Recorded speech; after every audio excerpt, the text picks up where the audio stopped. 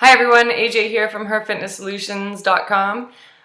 Today is part 3 of my first blog. It was a client idea. She wanted me to talk about the first 5 things that came to mind, the first 5 personality traits that I could think of that really helped me with my health and fitness journey. So Friday I talked about being organized. Yesterday I talked about, what was it yesterday? Oh, I'm not lazy.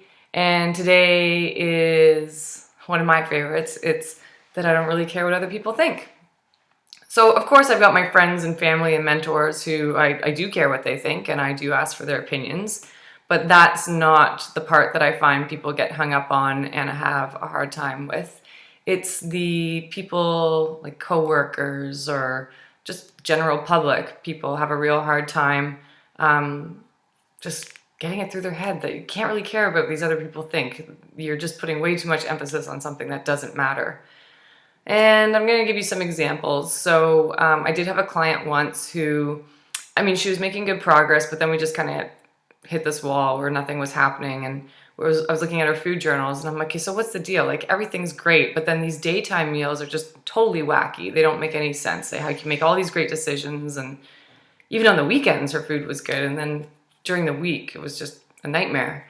And it took her a while to admit it, but or maybe realize it herself, but she said, I'm self-conscious about packing a lunch. I feel embarrassed in front of my coworkers, and for some reason the only way I feel comfortable around them is if I'm eating what they're eating or participating in whatever it is they do for lunch.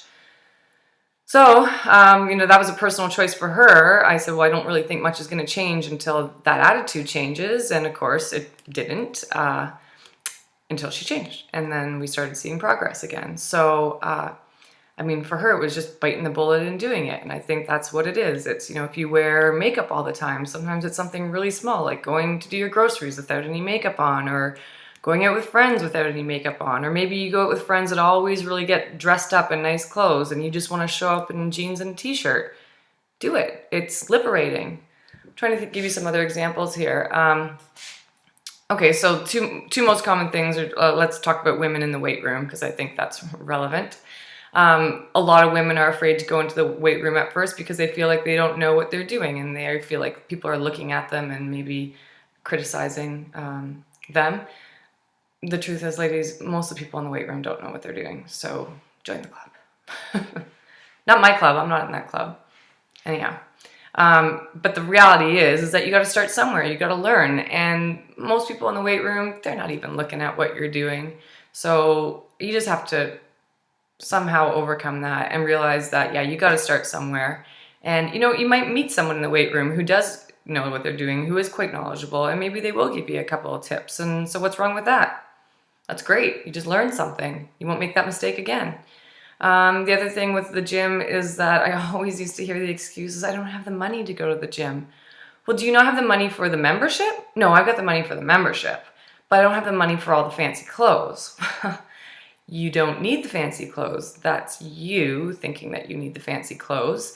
I got news for you. I spend very little money on my gym clothes. I have my Lululemon pants, which I love, which I beat the crap out of. They last me I think the pair I have right now I've had for 2 years, and the other one I've had for a year. So I think that's pretty good bang for your buck, but I don't always work out in those. I have $10 leggings that I work out in.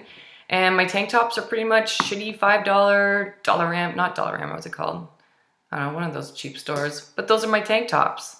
And my shoes are Chuck Taylors. Well, my shoes, those are for a reason, but they're not expensive. They're $50.